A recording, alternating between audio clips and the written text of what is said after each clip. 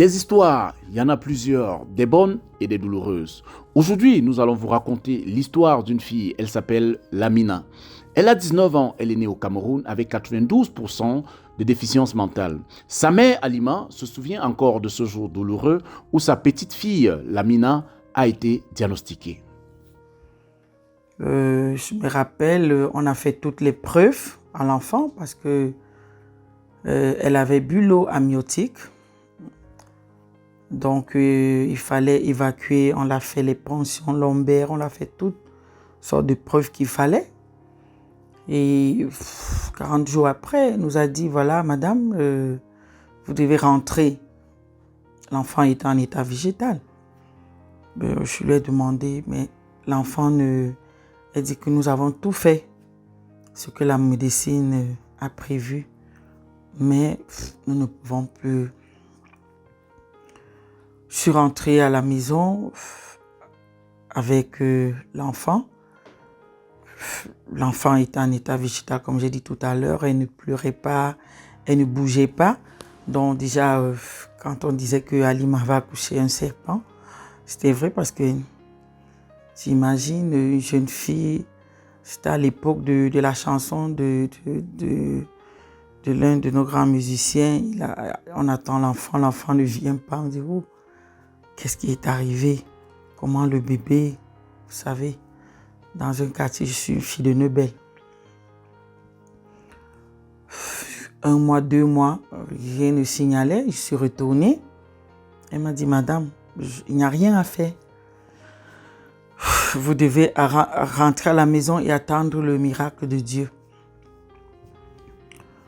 Plus le temps passait, la famille et moi, on s'est résignés que soit Lamina était sourde, muette, ou voilà.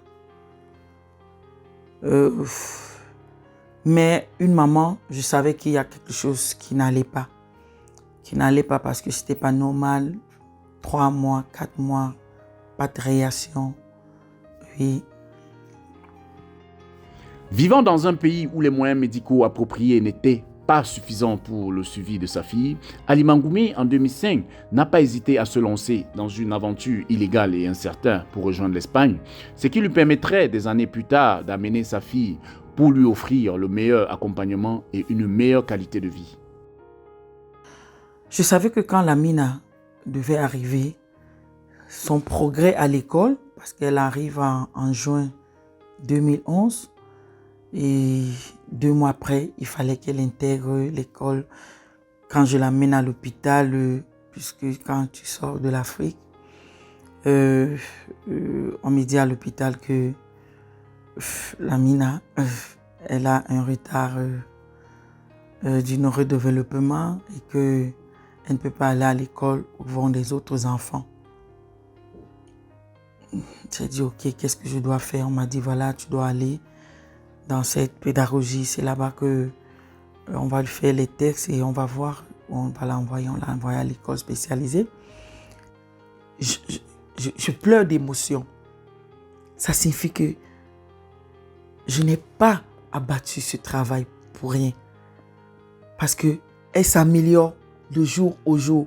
Si je ne lui avais pas donné l'opportunité d'aller à l'école, ça signifie que je l'ai coupé les plumes. On doit donner l'opportunité à nos enfants, différents de voler. Curieux de connaître la personnalité de Lamina, nous avons demandé à sa mère comment définirait-elle sa fille. Joyeuse.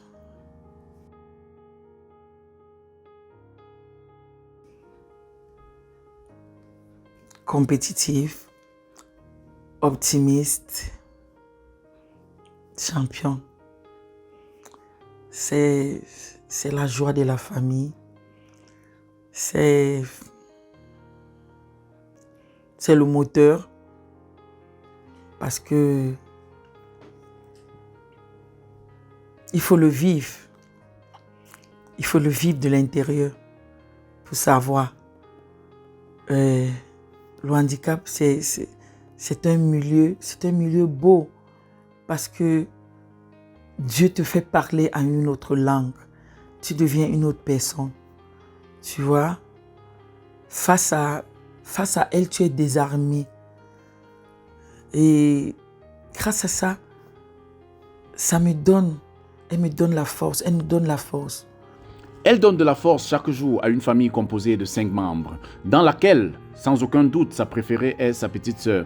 Entre elles, on peut constater une connexion vraiment spéciale, dans laquelle la plus petite de la maison fait de son mieux pour voir son aînée toujours souriante. Oh là là, c'est son guide. Elle comprend le langage de Lamina, c'est Ramatou. C'est un don vraiment parce que les frères et les sœurs de nos enfants, c'est pour ça qu'il faut les inclure en famille. Les parents cachent en Afrique nos enfants dans les chambres. Ils ne savent pas ce que leurs frères pourraient leur apporter. Regarde qu'elle est dans la vie de Lamine, ça fait seulement 10 ans. Donc elle est arrivée 9 ans après nous. Je t'assure tout ce que sa sœur dit. Elle est comme l'interprète. Je dis, waouh, waouh. C'est-à-dire que quand elle prend, parce que Lamine est non-verbale, donc elle se communique à travers sa tablette. Oui, parce que les orthophonies ici, ils adaptent la communication à chaque enfant selon son grade. Donc Lamina ne peut communiquer qu'avec la tablette quand il arrive. Elle dit, Lamina, tu dois nous dire qu'est-ce que tu as fait aujourd'hui. Elle entre, elle dit, j'ai fait telle chose aujourd'hui, j'ai fait telle chose, j'ai fait telle chose. La famille et les frères sont très importants. Très importants pour eux. Il faut les intégrer. Oui, il faut les intégrer. Parce que ils n'aiment pas sortir de leur confort. Lamine, tu peux lui dire 10 fois. Maman, tu dois faire ceci. Elle te dit que pourquoi? En salant, je dis, maman, tu dois le faire. Tu n'es pas la reine. Elle me dit, je suis la reine. Je dis que non, maman. Tu dois laver les assiettes. Je sais qu'elle va verser 10 litres d'eau, mais elle va laver à sa manière. C'est ce que les professionnels ici nous enseignent. C'est comme s'il n'y a pas un enfant handicapé à la maison. Halima n'a pas eu d'autre choix que d'immigrer en Europe parce qu'elle souffrait de la stigmatisation de la société pour avoir eu une fille différente des autres.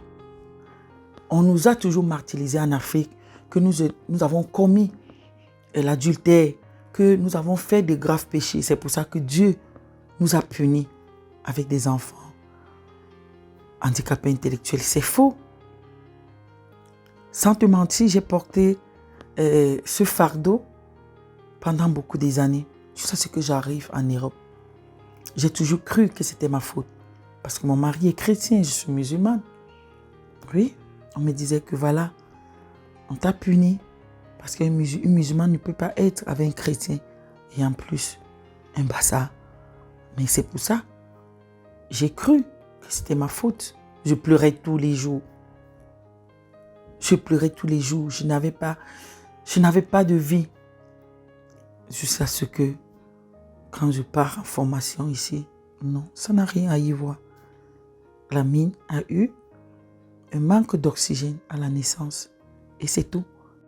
Malheureusement, dans notre société africaine, les cas comme celui de la petite Lamina est très souvent rattaché à des idées obscures, ce qui rend très souvent le sujet difficile à aborder. Mais c'est un tabou. En toute l'Afrique, malheureusement jusqu'à nos jours, on considère encore des enfants à besoins spécifiques, comme des enfants serpents, comme des enfants sorciers, comme des enfants... Parce que en fait, notre société, aujourd'hui, malheureusement, Lamina a 19 ans, elle a eu 19 ans, ça n'a rien à changer. Parce que la famille, nous vivons une très forte stigmatisation, l'abandon des maris. C'est pour ça que le président de la République, le ministre des Affaires sociales, le ministère de la Femme, le ministère de la Santé, tous doivent prendre les mesures pour que les décrets, les lois soient appliqués.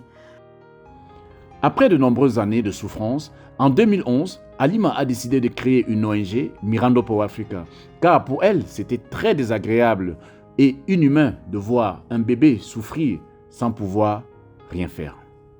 L'ONG Mirando por Africa est fondée par un groupe de Camerounais et Espagnols parce que je disais à mes amis, à mes connaissances, voilà, il y a un problème comme ça dans mon pays. J'ai eu un enfant, les médecins qui ont étudié en Europe ne pouvaient pas me donner un diagnostic, ne pouvaient pas m'accompagner avec ce problème que j'avais. Donc le premier objectif de Mirando por Africa, c'était d'abord de sensibiliser la population africaine, de sensibiliser le monde pour qu'on sache qu'en Afrique, parce que la coopération internationale existe depuis des années, qu'en Afrique, il existe des enfants à besoins spécifiques, pas seulement des enfants qui ont faim, pas seulement des enfants qui ont besoin du vaccin. Et le deuxième objectif de Mirando por Africa, c'était de travailler dur pour que les gouvernements africains puissent créer les plateaux techniques dans des hôpitaux. Parce que si Lamina, après la néonatologie à la Kintini, s'il y avait l'attention précoce, elle ne devait pas avoir cet handicap lourd. Déjà, les premiers mois et les premières années sont très importantes dans la vie d'un enfant qui est né avec les difficultés à la naissance. Donc, il faut que les pays africains, spécialement le Cameroun, je vais ici remercier le secrétaire général de la santé, parce que l'honorable Njok, quand je l'ai présenté le projet, il était touché parce que c'est un problème national. Parce que si on avait les centres d'attention, les plateaux techniques d'attention précoce, on devait prévoir au moins à 30% le handicap intellectuel au Cameroun. Et notre objectif est que le Cameroun et l'Afrique puissent légaliser l'éducation spécialisée. Nos enfants ne vont pas à l'école. Personne ne parle. C'est comme si nos enfants ne sont pas africains. C'est comme si nos enfants n'étaient pas camerounais. Alors qu'il y a la loi de 2010 qui dit que tout enfant a droit à l'éducation. Et malheureusement pour nous, jusqu'à nos jours, il n'existe pas d'école d'éducation spécialisée, des centres de diagnostic. Parce que sans diagnostic, on ne peut pas faire un programme psychopédagogique à un enfant comme Lamina. Donc, j'invite ici toute la population camerounaise, toute la population africaine à prendre conscience. Conscience parce que nous sommes des Africains. Nous ne pouvons pas avancer en laissant les autres derrière. L'éducation est la base du développement d'une société. L'éducation est la clé de la vie de tout un chacun. Nous ne pouvons pas baisser les bras parce que ce sont nos enfants. C'est une partie de la population camerounaise qui est à l'homme. Ce sont des enfants intelligents. Vous êtes en Europe, vous voyez ce que ces enfants sont capables de faire parce qu'on les donne l'opportunité de développer leurs capacités. Le 28 décembre 2021, la Charte africaine des valeurs et des principes de la décentralisation a été ratifiée par le décret du chef de l'État camerounais, son Excellence Paul Biya. La dite charte prévoit que la décentralisation et la gouvernance locale doivent s'implanter dans le respect de l'équité, de l'égalité, du respect des droits de l'homme et de la tolérance. Une mesure qu'Alima considère comme un peu légère sur la question et appelle encore plus du gouvernement camerounais afin de pouvoir aider ces personnes handicapées. Je vais remercier le président de la République et demander au ministre de l'Éducation de base, de la santé et tous d'investir sur la formation pour que les écoles publiques d'éducation spécialisée soient une réalité d'ici quelques années.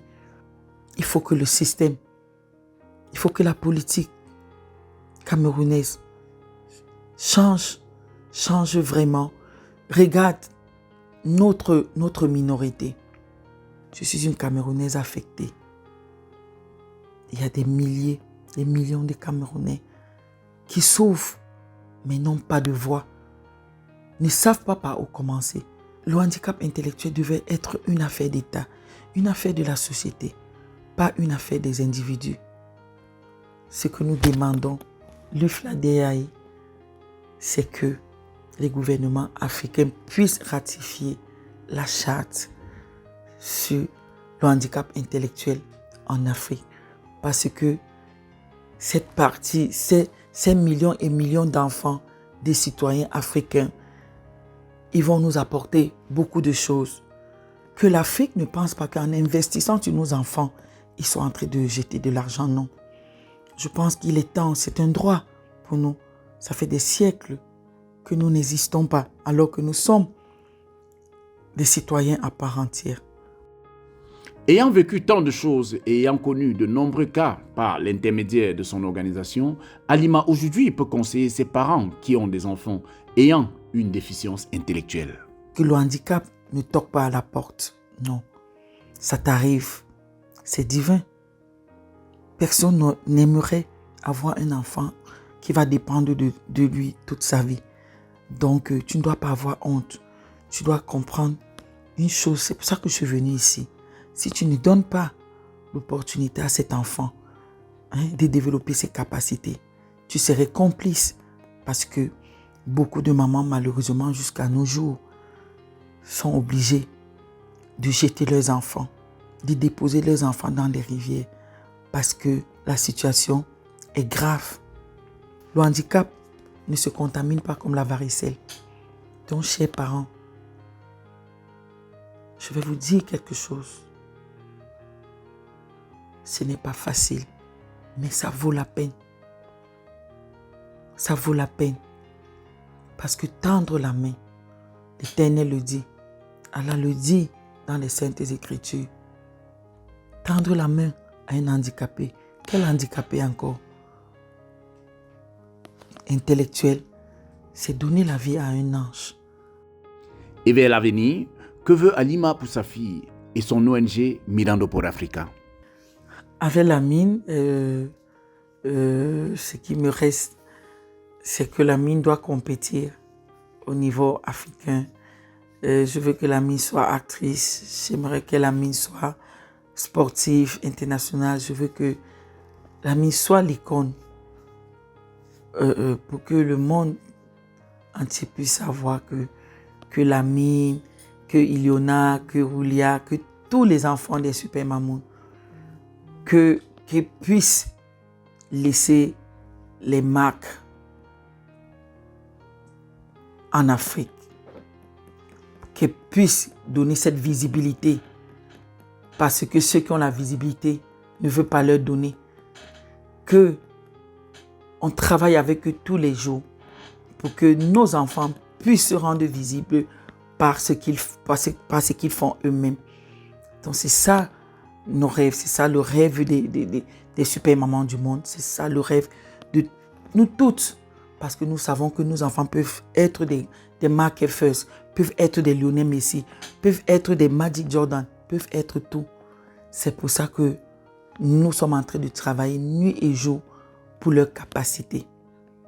Et le futur, le rêve, c'est voir les premières écoles, les premiers plateaux techniques d'attention précoce,